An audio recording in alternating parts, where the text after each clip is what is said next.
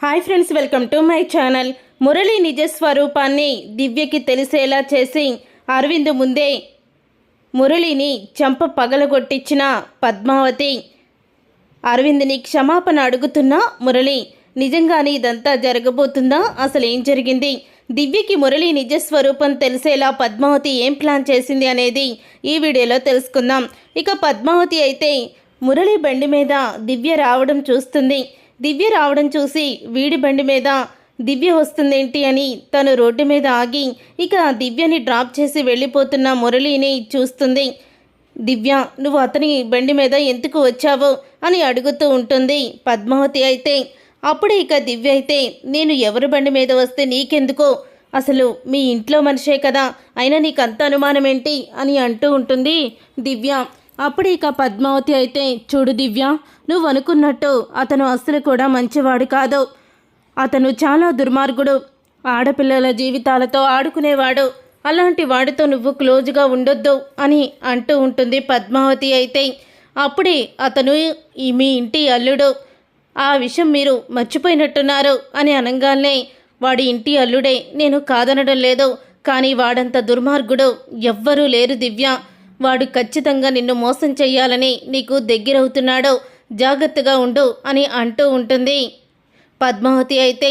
ఇక పద్మావతి అలా అనగానే, మీ ఇంట్లో అందరికన్నా తనే నన్ను బాగా చూసుకుంటాడు, తనే నాకు ఏదైనా అవసరమైతే తీరుస్తాడు అంటూ చెప్తూ ఉంటుంది.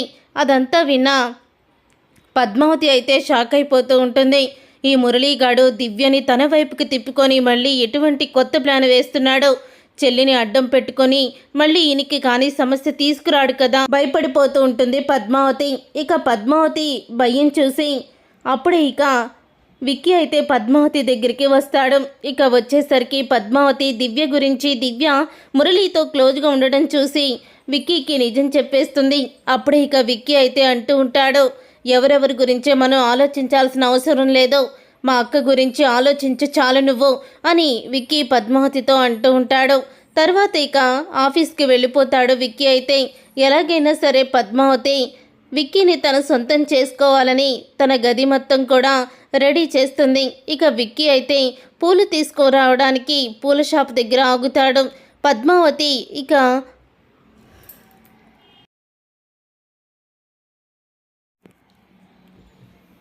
విక్కీకి అయితే ఫోన్ చేస్తుంది, ఎక్కడున్నారు అని అడుగుతూ ఉంటుంది.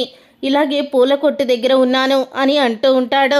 పూల కొట్టు దగ్గర ఉన్నారు కదా, మల్లెపూలు తీసుకోండి అని అనగానే ఇక ఆ మల్లెపూల్ని తీసుకొని వాసన చూస్తాడు విక్కీ అయితే. తన మనసు ఏదోలా ఎంతో ఉత్సాహంగా ఉంటుంది విక్కీకి.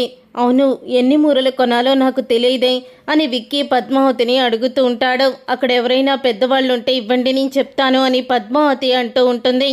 పూలమ్మే ఆవిడికి ఫోన్ ఇచ్చి, నా భార్య మీతో మాట్లాడుతానంటుంది అని ఇక తీసుకుని ఫోన్ అయితే ఇస్తాడు. అప్పుడే, ఎలాంటి మొగుడిని కట్టుకున్నావమ్మా, కనీసం పూలు కొనటం కూడా తెలియదు అని అంటూ ఆ పూలమ్మే ఆవిడైతే పద్మావతితో అంటూ ఉంటుంది, ఒక 5 మూరలు ఇచ్చి పంపించు అని పద్మావతి చెప్తూ ఉంటుంది. పద్మావతి అయితే విక్కీకి చెప్పినట్టే పూలు తీసుకొస్తున్నాడు కదా అని చాలా ఆనందపడుతూ ఉంటుంది. విక్కీ పూలు తీసుకొని ఇంటికి వస్తాడు. వచ్చేసరికి అరవింద, అను, కుచిల అందరూ కూడా హాల్లో కూర్చొని ఉంటారు. అప్పుడే విక్కీ అయితే ఆ పూలను తన వెనకాలే దాచిపెట్టుకొని ఇక పైకైతే తీసుకువెళ్తూ ఉంటాడు.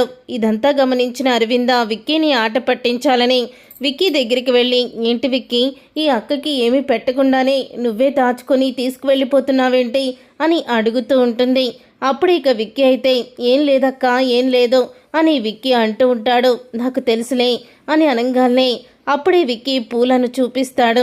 ఇక ఆ పూలు చూసి అందరూ కూడా విక్కీ పద్మావతికి పూలు తీసుకొచ్చాడని చాలా హ్యాపీగా ఫీల్ అవుతూ ఉంటారు. తర్వాత పద్మావతి వస్తుంది. ఇక పద్మావతి వచ్చిన తర్వాత పద్మావతిని వెనక్కి తిరగమని తానే స్వయంగా పద్మావతి తలలో పూలు కూడా పెడతాడు విక్కీ. ఇక పూలు పెట్టడంతో చాలా ఆనందపడుతూ ఉంటుంది పద్మావతి అయితే. ఇక ఇద్దరూ కూడా అలా గదిలోకి వెళ్ళిపోతారు. ఇక ఇదంతా చూసిన మురళి అయితే కోపంతో రగిలిపోతూ ఉంటాడు. కోపంతో రగిలిపోతూ మురళి అయితే బయటికి వస్తాడు. బయటికి వచ్చిన తర్వాత దివ్య అయితే అక్కడ నించొని ఆలోచిస్తూ ఉంటుంది. దివ్యతో ఇక మాటలు కలుపుతాడు. అలాగా వాళ్ళిద్దరూ కూడా మాటలు మాట్లాడుకుంటూ ఉంటారు. ఇంతలో పద్మావతి అయితే అంటూ ఉంటుంది, పద్మావతి వాళ్ళని చూసి వీడు కావాలని దివ్యని తన వైపుకి తిప్పుకుంటున్నాడు. ఏదో ఒకటి చేసి వీళ్ళిద్దరిని విడదీయాలి, దివ్యకి మురళి నిజస్వరూపం తెలిసేలా చెయ్యాలి అని అనుకుంటూ ఉంటుంది. దివ్య దగ్గరికి వెళ్ళి, వాడెంత దుర్మార్గుడో నీకు తెలీదు, ముందు నన్ను పెళ్లి చేసుకుంటానని ఇలాగే మాటలు కలిపి మంచివాడిలా నటించాడు. తర్వాత కానీ అర్థం కాలేదు వీడు అరవింద భర్త అని చెప్పి పద్మావతి అంటూ ఉంటుంది. అప్పుడే ఇక పద్మావతి అలా చెప్పంగానే ఇక దివ్య అయితే షాక్ అయిపోతూ ఉంటుంది. మురళి నిజస్వరూపం తెలుసుకోవాలని అనుకుంటూ ఉంటుంది దివ్య. ఇక తర్వాత ఇక దివ్య అయితే మురళి దగ్గరికి వెళ్ళి, నేను మీతో ఒక మాట చెప్పాలి, మీరు నాకు చాలా బాగా నచ్చారు, నన్ను పెళ్లి చేసుకుంటారా అని అడుగుతూ ఉంటుంది దివ్య అయితే. అప్పుడు ఇక దివ్య అలా అనగానే, అవును, నువ్వు మరి మీ నాన్నని ఒప్పించి నాతో ఎలా పెళ్లి చేసుకుంటావో, నువ్వు కూడా నాకు చాలా ఇష్టం అని అంటూ ఉంటాడు మురళి అయితే. అప్పుడే ఇక అర్థమైపోతుంది దివ్యకైతే పద్మావతి చెప్పింది నిజమే, వీడు ఆస్తి కోసమే అరవింద్ అక్కని పెళ్లి చేసుకున్నాడు, వీడు ఇంత దుర్మార్గుడా, అక్కేమో వీడి మీద ఇన్ని ప్రాణాలని పెట్టుకుంది, అక్క కడుపుతో ఉందని కూడా లేకుండా ఇలా ప్రవర్తిస్తున్నాడు అని దివ్య అయితే కోపంతో రగిలిపోతూ ఉంటుంది.